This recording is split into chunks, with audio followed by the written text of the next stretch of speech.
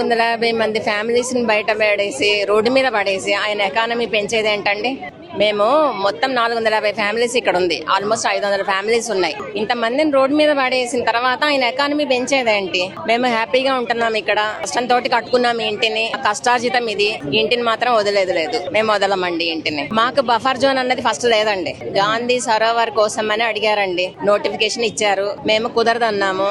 మమ్మల్ని black mail చేయడం ఏంటంటే, మీరు బఫర్ జోన్ లోకి మిమ్మల్ని పెడతాము, మీ అపార్ట్మెంట్ కి 0 వాల్యూ ఉంటది, మీరు అమ్ముకోవడానికి ఉండదు, కొనడానికి ఉండదు అని. ఇప్పుడు 60% లోన్ లో ఉన్నాయండి అందరివి. ఇప్పుడు బ్యాంక్ లోన్ లో ఏం చేయాలి మేము? 0% 0 వాల్యూ అనేది ఆయన ఎలా డిసైడ్ చేస్తాడు అసలు? 0 వాల్యూ దానికి ఇన్ని సంవత్సరాల నుంచి ఎలా కట్టించుకుంటున్నారు? మరి మేము ఇంటి పన్ను కడుతున్నాము, నీడ పన్ను కడుతున్నాము, ఎలక్ట్రిసిటీ బిల్లు కడుతున్నాము, అన్ని గవర్నమెంట్ సంబంధించిన బిల్స్ అన్ని కట్టుకుంటున్నాం కదా. మరి దీనికి 0 వాల్యూ తర్వాత దీన్ని తీసేస్తామని ఎలా చెప్తారు? ఆ రోజు పర్మిషన్ ఇచ్చింది కాంగ్రెస్ గవర్నమెంట్, 2004లో పర్మిషన్ ఇచ్చింది కాంగ్రెస్ గవర్నమెంట్. 2004 లో ఎవరున్నారో వెనక్కి తిరిగి చూడమని చెప్పండి ఒకసారి రేవంత్ రెడ్డి గారు. కాంగ్రెస్ పార్టీ ఉన్నప్పుడే పర్మిషన్ ఇచ్చింది, అన్ని పర్మిషన్ తోటి పక్కా ల్యాండ్, ఇది మంచి రిజిస్టర్డ్ డాక్యుమెంట్ తోటి మేము కొనుక్కున్నాం దీన్ని. ఈ రోజు మీకు 0 వాల్యూ ఉంది, ఇది ఇల్లీగల్ కన్స్ట్రక్షన్.